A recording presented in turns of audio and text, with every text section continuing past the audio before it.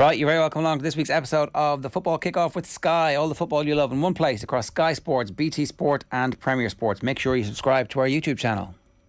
The Football Kickoff with Sky. Watch every single live Premier League game on Sky Sports, BT Sport and Premier Sports. In studio with us this week we've got Phil Egan, but also with us we've got former Republic of Ireland international David Meyler. David, how are you getting on? Oh, can you hear us all right? We've got a little bit of a freeze with David. We'll get to David in just a second. We did a flash poll before we came on. How many goals will Erling Haaland score this season? 20 to 39. We didn't even accept anything under 20. No. 40 to 49, 50 to 59 and 60 plus. And what do you think is actually realistic? So what is it? He's on 9 from 5, okay? Yeah. You're including 2 hat-tricks. I wasn't sure if he was actually going to start against Forest because I thought that's the kind of game where Pep could just leave him out. But do the sums there and he's hitting 80. Right. So 9 and 5. So you're over 60 goals there. He's not going to keep that up though, right? No, absolutely not. You say absolutely not, but he might. No, but see, people are going to work out how to play him. Are they? Yeah. How do you do that? You just have to study how to, obviously, say you play him the first time, you're like, right, this is what he did. Okay. Now, I know sometimes there's a certain player that you know what they're going to do, but you just can't stop them doing it. But also as well, will he remain fit for the whole campaign? But I would still expect him to score. This is assuming fitness for the whole campaign. Okay, so he's fully healthy for the whole season. You'd be thinking if he'd definitely be in that 30 to 40. Like, this is league goals only. Yeah, exactly. Do you think of some of those clubs, like some of those teams that go to City and they know they're going to get smashed, so they try and just stop? Doesn't seem to be working at the moment. It doesn't seem to be working, but Haaland, he's not even one of these where, you know, he would take a break in a game. He's just relentless. No, he's the opposite. He's racking up the scores. He's a full flat track bully. David Meyler is with us this time. David, good morning to you. How are you?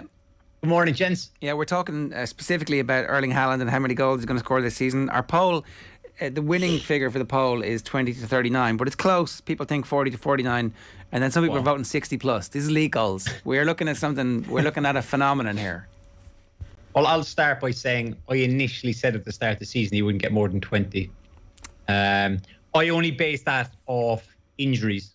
I was like, because if he plays all the games, I think we've already seen it. I kind of base off injuries because he's so big, he's so strong, he's so powerful. He will pick up muscle injuries.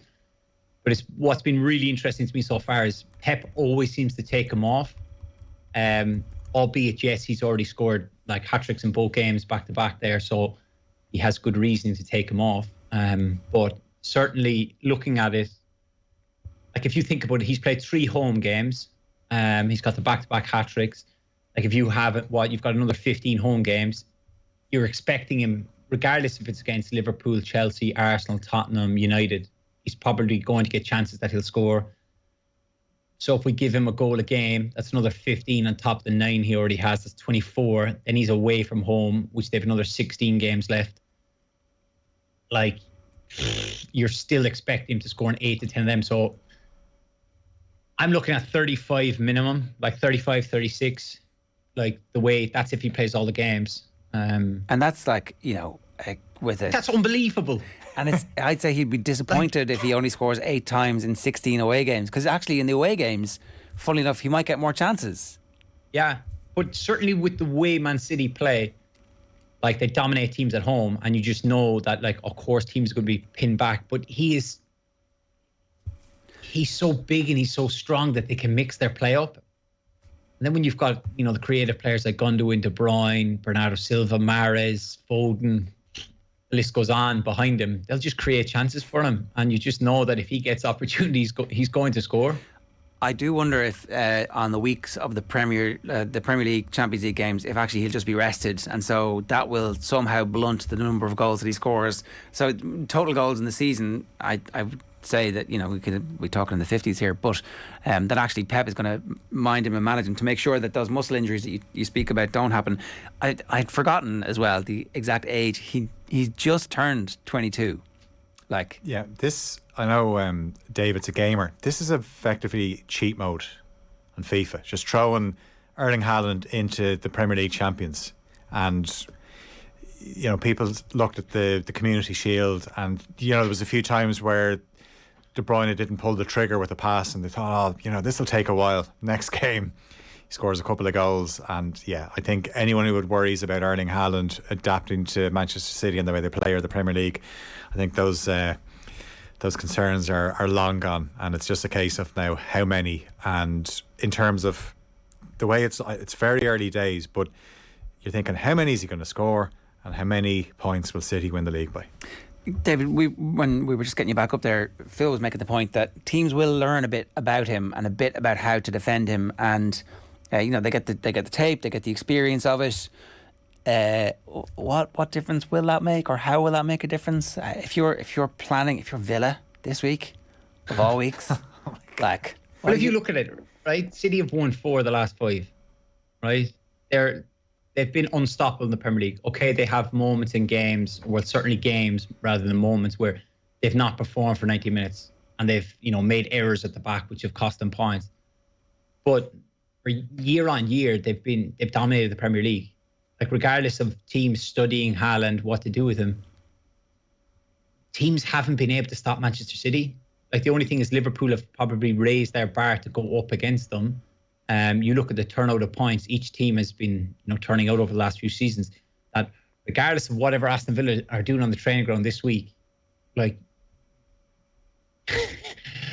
it's very difficult to stop him because he's so quick, he's so strong. Like one of his goals of the night, he just throws defenders around. Like Aguero was kind of that nimble striker who played, with movement and his intelligence, whereas Haaland doesn't mind going up against you. He doesn't mind being physical. Then he's a great turn of pace as well. Like, he has every attribute you'd want. He's like, we've always, looked at Ronaldo kind of like that iconic 6'3", like the physique, the ability. Haaland has that, but he also has probably a lot more pace than Ronaldo did, in the latter years of Real Madrid. So you look at him saying, if he continues to get 4 or 5 chances a game, he's going to score them. He can do everything Aguero could do. He can do everything Ronaldo could do. It's a kind of perfect combination, as Phil talked about, the cheat mode. From a defensive perspective, from a midfield perspective, is your only hope to flood the midfield and hope that the balls coming in are fractured a little bit. Not to say that he still isn't going to be able to score off those, but instead of it being 4 or 5 chances a game, you hope that it's 2 chances a game, and you hope that he misses one of those, and that maybe you score and you get away with a 1-1. Yeah, well, you've got to cut out the supply to him. That's a big thing, as you said there. If you do flood the midfield, but even so, certainly with the way Manchester City play, I think it was evident when you go back to Community Shield. They've always had this philosophy, what Pep has, of the extra pass. It's like, don't force it, just keep moving it. And you could see the frustration in Haaland because he was making the runs, which Phil touched on there. The passes weren't coming to him, whereas now they're starting to understand, De Bruyne, Silva. They're starting to understand Haaland's movement. Like, it's one of those, how do you stop it? You're going to have to get around those players, and you're going to have to narrow your back forward up and try and limit the spaces. But then again, if you leave wide areas free, he's 6'4". Like, you can just stand crosses up and he's going to bully defenders. So it is, you've got to try and cut off the supply to him and, limit as much ball or limit the creativity of those players that, are looking to try and assist him. And so your natural temptation would be to go 4-5-1 or 5-3-1-1 and make sure that you somehow you have 2 bodies around wherever the ball is, right? And that's great. Fair enough. You do that and you get beaten 3-4-0 and everybody's like, well, at least it wasn't 10. Newcastle at least went for them and showed that actually they do have some defensive weakness, which maybe over the course of the season they get better at, and Calvin Phillips comes in and locks down the midfield a bit, or they go Rodri and Calvin Phillips for games where they might face an attacking threat. But is there something actually then in maybe trying to punch them in the nose first? Yeah, like, obviously you can try and take them on at their own game. That's what Pep always harps on about, teams sitting deep behind the ball. He doesn't approve of it. He wants teams to come out and play, but that suits him because then his team would pull anyone apart. Like, I think the big thing that I've looked at over the first obviously 5 games is I think there was a touch of arrogancy with Liverpool and City. Certainly Liverpool, in terms of they had just dominated teams and they had been so convincing in their victories that I don't think they were going at 100 mile an hour. I think they've just felt, and a couple of teams like certainly with Liverpool in the opening game against Fulham. Fulham took it to Liverpool. They outran them, they outworked them. And then if you look at Newcastle, they just said they rolled their sleeves up and said, you know what, we're not going to leave you just continue to have the ball. We're going to take you on and we're going to play you to your own game. And I think both managers will have realised that like, okay, teams now are coming at us where we need to be sharp. Look, they still have the quality, both teams. But certainly, if you try and take them on, if you try and take City on, they'll just pass the ball around you. And it's good night, Vienna. Yeah. It's very difficult to see anything other than Manchester City winning the league by 8 to 10 points at the moment, is it? Yeah, like I know, obviously, we were even talking about Haaland. Like he'll have his feet up during the World Cup. Norway aren't there. He'll rest and recover, and then the league will start back up, and he'll be like, "Oh yeah, I'm nice and fresh," and he'll just pick up where he left off, and they'll have the Champions League as well to try and finally get that elusive win in the Champions League, but. Yeah, I always kind of feel before the start of every season anyway that like it's always City have the trophy, you have to take it from them. Liverpool did it. They've come close to doing it again, but I don't think they can do it this season. And then who are you looking at? Spurs? Like I just think City are going to win it fairly comfortably. Yeah, I mean, the obvious answer there is who are you looking at? The team who are top at the moment, Arsenal, having beaten all before them. You're not convinced? No, I think Arsenal, it's a great start, and obviously I know we'll touch on it later in a bit more detail, but going to Old Trafford, another good test. So they're a better team than United, but sometimes that doesn't always work out. Like United are obviously probably feeling a lot better about themselves at the moment, so I think we'll know a lot about Arsenal. But the signs are good. The signs are good where there's been a few setbacks this season and they've answered them. Well, I'll tell you what the 5 fixtures that we're looking at are. Everton, Liverpool from 12:30 on BT Sport on Saturday. At the same time, Celtic versus Rangers on Sky Sports. Aston Villa versus Manchester City is the 5:30 kickoff on Saturday evening. Brighton versus Leicester is 2 o'clock on Sunday afternoon, which could be the end of the Brendan Rodgers era. We're not sure. It's definitely, maybe he gets the game against Villa. Maybe the two of them get the game against each other, and what a game that's going to be. Man United versus Arsenal. Sorry, I'm talking about Leicester Villa is the next fixture after this, and then Manchester United versus Arsenal is 4:30 on Sky Sports on Sunday afternoon. We obviously have that game live for you as well on Sunday afternoon on Off the Ball.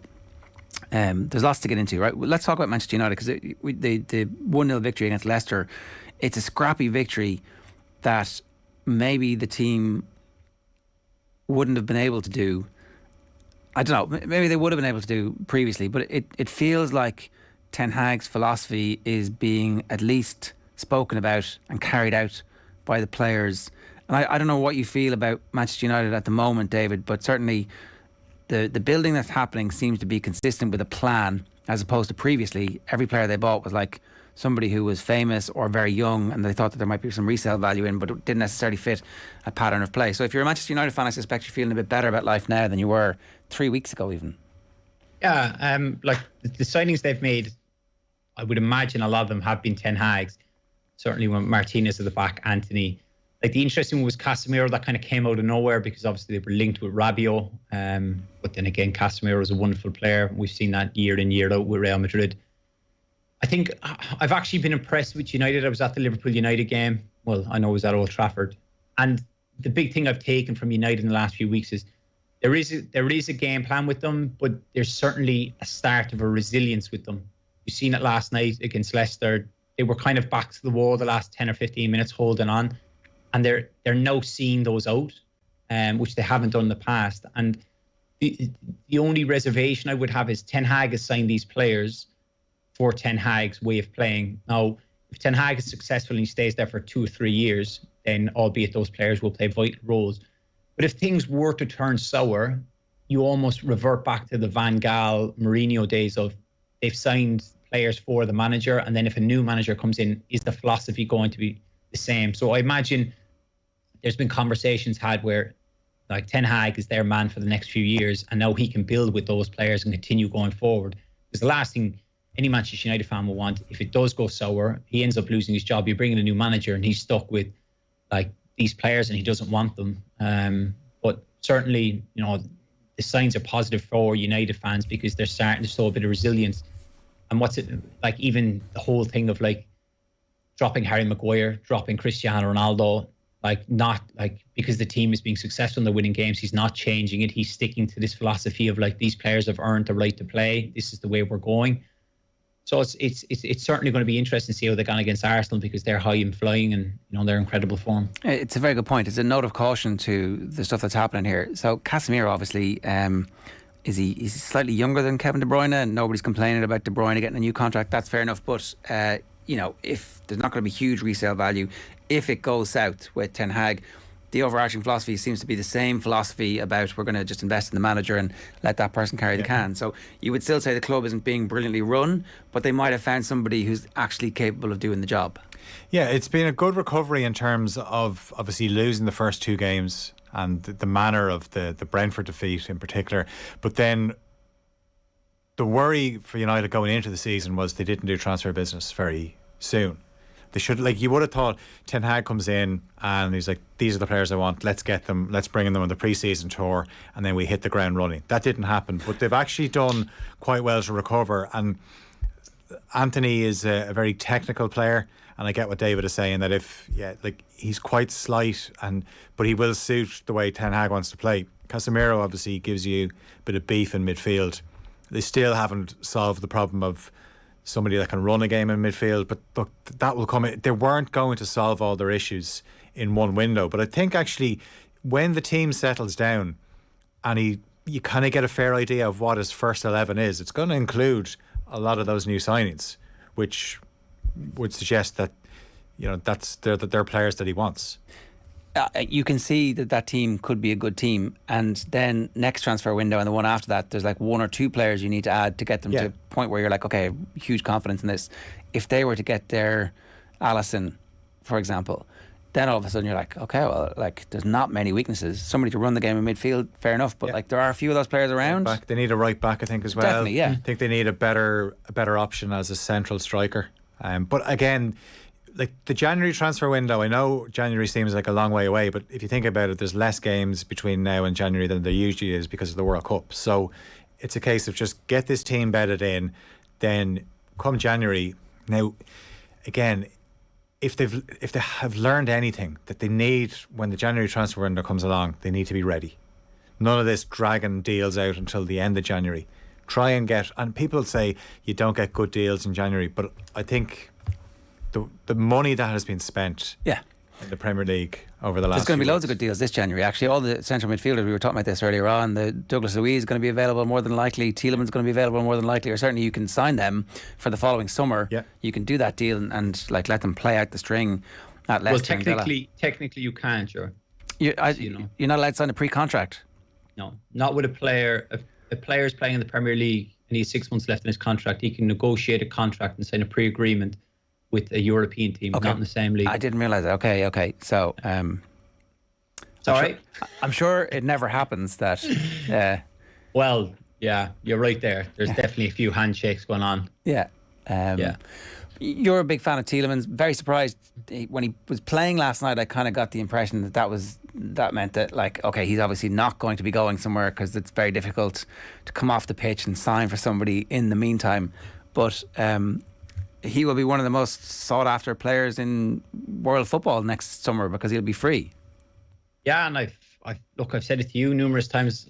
I wish Liverpool had signed him. I think he's a wonderful player. Like, even watching Leicester, it feels like the heart's been ripped out of them. Like, you look at Brendan's post-match interviews, like, there's no life in any of them. Like, obviously losing Schmeichel was a massive, massive blow. Such a huge character in the changing room. Albeit he'd been a great servant. I think if he wanted to go, he was fair enough. But then Fofana, like the mess with Tielemans, Vardy's 35, albeit he's still, he'll still get you goals. And then the whole scenario with Tielemans is just like players now have almost got the power themselves. It was always the same as before, but now certainly with him like just leaving his contract run down. And the thing is, he'll come in the summer or January. I wouldn't be surprised if he left the Premier League, because what he'll do is, when he's negotiating with clubs in whether it be France, Spain, Italy, he'll just say to them, or the agent will, you'd have to pay 20 million for me. I want a contract at 20 million. Yeah.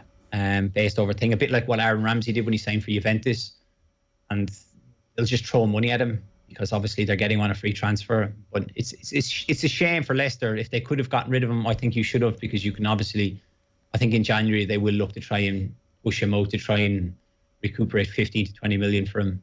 Because otherwise it's just kind of a sad scenario. Him walking out the door, and he's been a great servant for them. Yeah, had great days as well. To go back to Manchester United Arsenal, right? Because you can make the case that it's the game of the weekend as opposed to the Merseyside derby. But the Arsenal performances so far have been against teams that you would expect them to win, and that's fair enough. But I guess the thing that is the characteristic of good sides is that they take care of business. That you tend not to win the league in the 3 or 4 matches against the other good teams, except recently that has been the case. But it's actually grinding out results and making sure that you win and get 3 points on the road, or that you win those home games against sides who come and defend for their lives for 85, 86 minutes. I think Arsenal fans should be feeling this team. That collection of forwards they have is as exciting a collection of forwards as most clubs could aspire to. And maybe not the super clubs just yet, because they're slightly improving, but are Arsenal the real deal? It's hard to know, isn't it? Like you talk about the front four. I'm a big fan of all 4 of them. Jesus, of course, look, he was second string at City, back up to Aguero. Now he's the main man, and he's thriving under it. You've got Odegaard, who's taken on the captaincy. Wonderful player. Martinelli, I'm a big fan of him. If you watched any of the Arsenal documentary, like the way they speak about him, he trains like every day is his last. Saka, of course, is a wonderful talent. And you've got Emile Smith-Rowe backing them up. Like, there's some wonderful players. My only thing is, I do think they'll finish top 4. I think they'll just come up short of really pushing, Manchester City, just because of the inexperience of those players. That when it gets to the nitty gritty, that they'll probably just come up a little bit short of pushing City. But I fully expect them to be in the top 4. That's why this game is so interesting. Yeah. And do you know what? If they do finish top 4, that's a good season, because there was a real sense of that night they lost at Newcastle that, it was gone, and last season was a real opportunity for them to kind of slip under the radar, where you didn't feel like they were ready for top 4, but teams around them, everybody's collapsing. Yeah, well, they were going to finish ahead of Spurs, and obviously United were a non-runner in that top 4 race towards the end of the season. So everyone thought, that's a big opportunity missed, but they've managed to get in.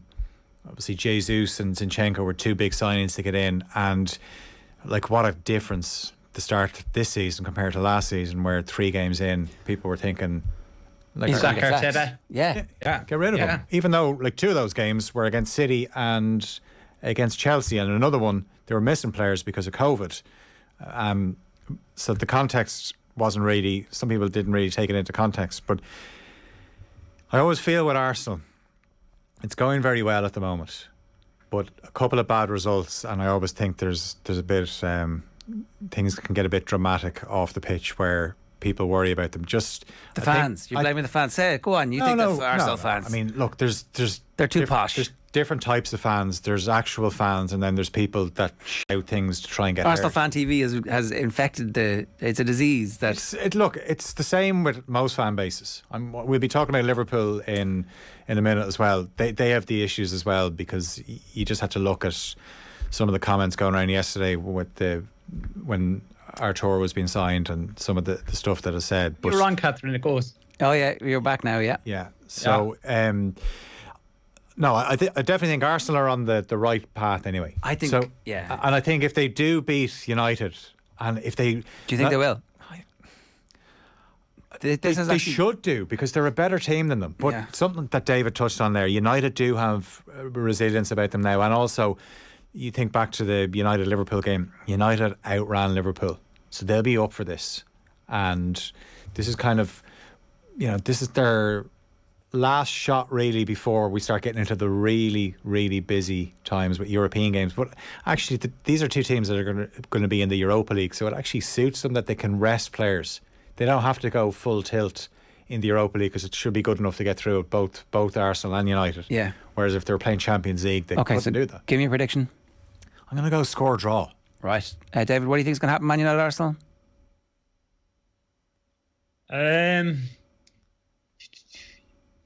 Arsenal will win 2-1.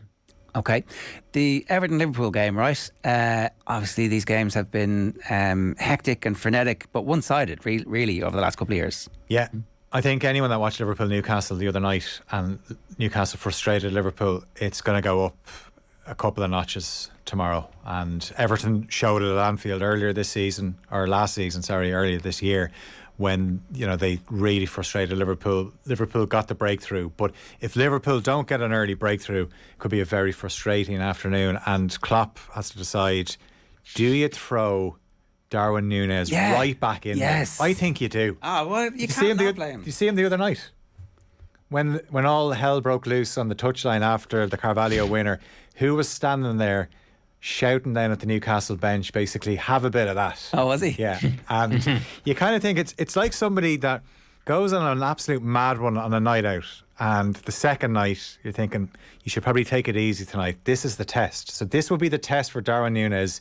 Has he learned his lesson from the Palace game? Okay. You think Conor Cody and James Tarkowski, if Núñez starts tomorrow, they'd be thinking, lovely. Let's see what we can do to wind them up. Or else he runs them ragged and scores twice. He could do, but also if he does start, he gives Mo Salah and Luis Diaz more space and more time. And Salah, look... Then you're dropping Bobby Firmino, who's playing well at the moment. You could start Firmino as well. So who's getting dropped? Well, you've got Fabinho and +1. You can't drop Harvey Elliott because he's been one of their best players. And you're not dropping Mo Salah. No. So... I'm saying I've been thinking for the last few weeks, when they signed Núñez as well, I thought Liverpool were going to change formation. But it was something that Klopp said after the United game, where he was asked about his midfield, and he said, maybe we could have changed things. I don't have the bodies, but I don't have enough attacking players to play a pivot of 2 midfielders. Right. Okay. Would you pick him, David? No. I think certainly after the fixture the other night against Newcastle, in the manner in which Liverpool won the game, I think obviously Jordan Henderson's injured, so I think you're just replacing him. I think the rest will remain the same. I think Firmino has proved in the last few games that he still has huge amounts to offer. Like Núñez has been out for 3 games, so I can't see him coming straight back, and it's very rare a player will come straight back in. But if you look at the impact he had, certainly the Community Shield coming on for the last 20 minutes, whatever it was, 25 minutes. Same against Fulham. He caused havoc. So I think Jurgen will look at that can I play kind of the same 10, 11 players and then bring them on with 20, 25 to go, just to wreak havoc and destruction in the middle of the box and try and bully Cody and Tarkowski. That also makes sense, doesn't it? Absolutely, and that's probably the more sensible option. Yeah. I know, obviously, I'm presuming then, David, you're thinking Henderson is out, so James Milner is going to start. And with all due respect to James Milner, and it's something that I touched on there about some of the Liverpool fans, they're getting frustrated with the likes of Jordan Henderson and James Milner and the midfield unit. And you have the McFred, like, I've seen now people are starting to call Milner and Henderson Milnerson. I mean, those Liverpool fans need to,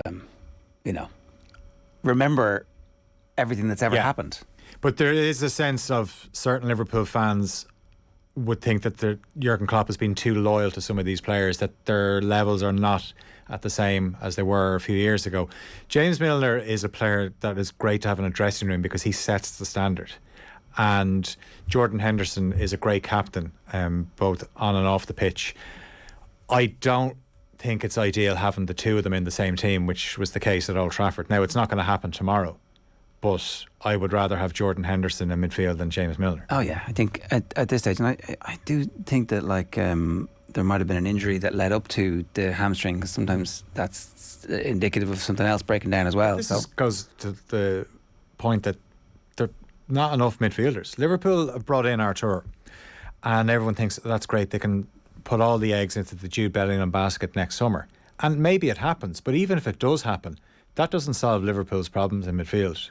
It eradicates them, but it doesn't solve the fact that Naby Keita's out of contract, hasn't signed one. Oxlade-Chamberlain. By the way, those 2 players, you can't rely on them fitness-wise. No. Thiago, you can't rely on fitness-wise, as good as he is. So there's still shortages there. Yeah, and with that essentially takes them out of the running for the league title in a way. Like they could still win the Champions League, I think. Yeah, absolutely. But can they, over the 38 games, go toe to toe? It's already too late, maybe. I don't know. What do you think, David? I just look at, like, I agree with a lot of what Phil said there. Liverpool's midfield is aging. Like, you look at Milner's been an incredible servant to the Premier League. The age he's at, Jordan now is 32. Fabinho, I think, is 30. Like, then you touched on Keita, those who have the injuries. Like, looking forward to, Everton. Like, you still expect Harvey Elliott to start. I think he's been very good. You to have Fabinho on the pivot, right, grand. Then does he go with Milner for the experience? I think if it was at Anfield, he might go with Carvalho, just to bring some, pace and speed and kind of get, Fabinho to educate the two of them. But with it being at Everton, I think he will go with Milner just to kind of bring that solidarity into midfield. That if the game was to get frantic, because obviously Goodison Park is going to be. They're going to try and create this atmosphere to, boost their players and try and make it intimidating. It's certainly an interesting one. Like Arthur Melo, is it a panic buy, loan, whatever way you want to put it? It's probably just an extra body. If you look back a few years ago when, the centre halves of Liverpool, when we had that crisis, they signed players on loan. Now, they never ended up signing them permanently. I think this is another one of those that, look, we'll give you 12 months if you prove to be something more than you're not. I think there is an option to buy for 37 million at the end of it.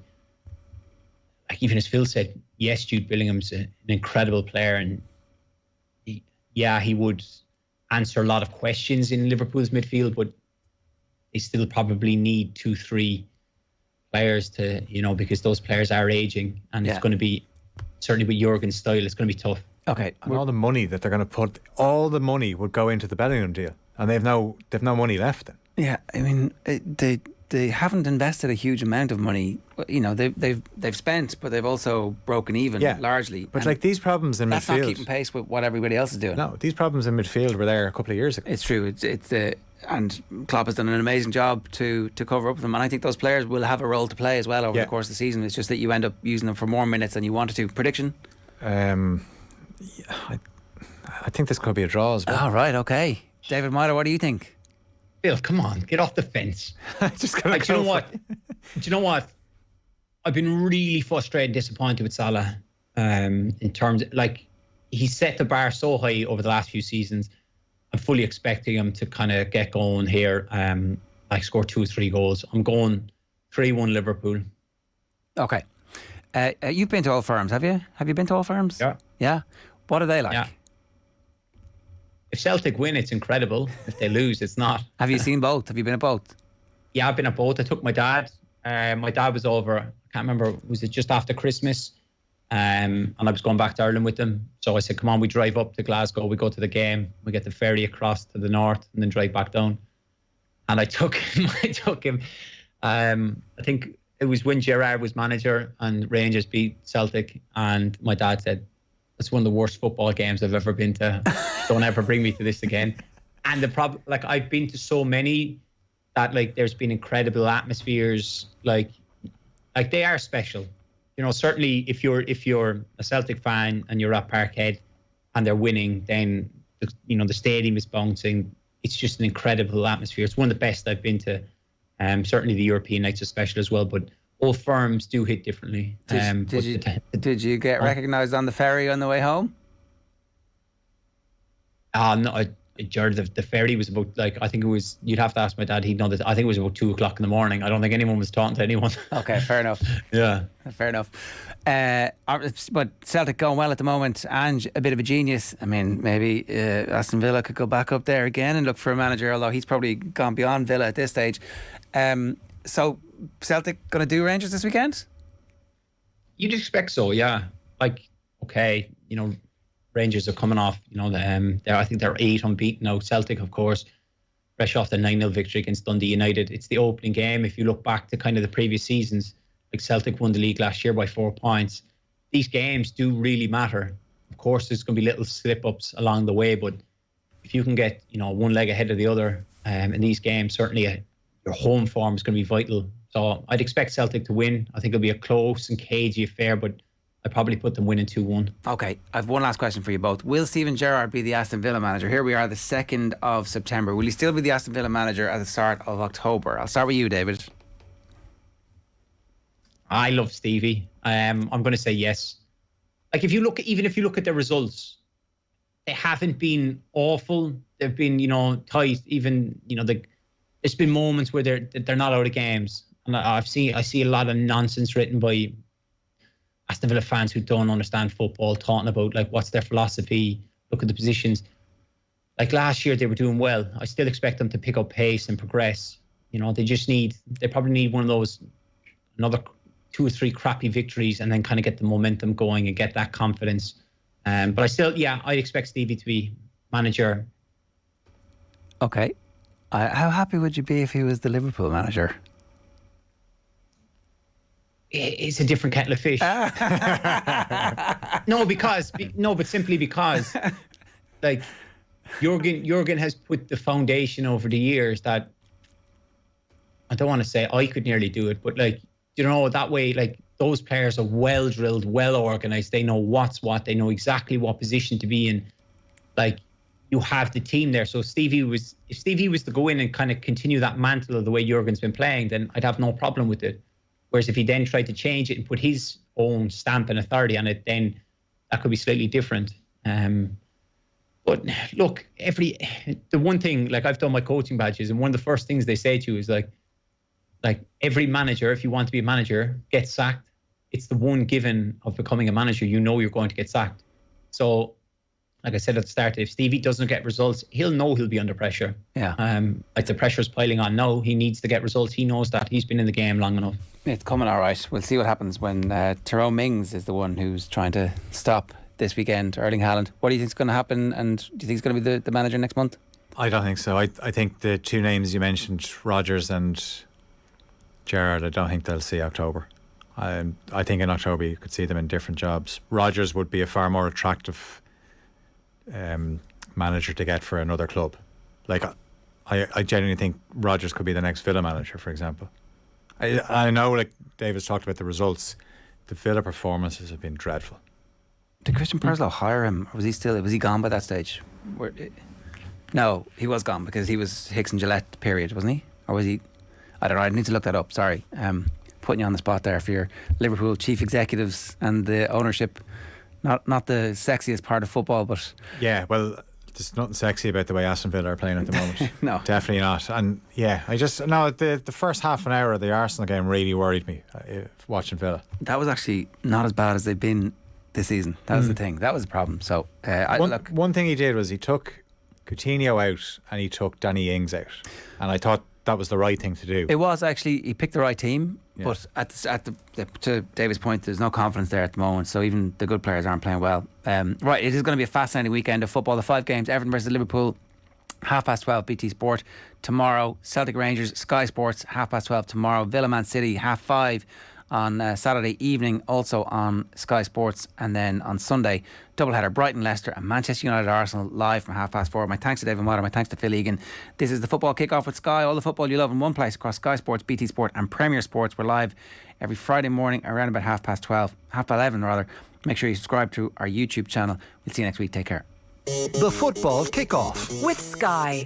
Watch every single live Premier League game on Sky Sports, BT Sport, and Premier Sports.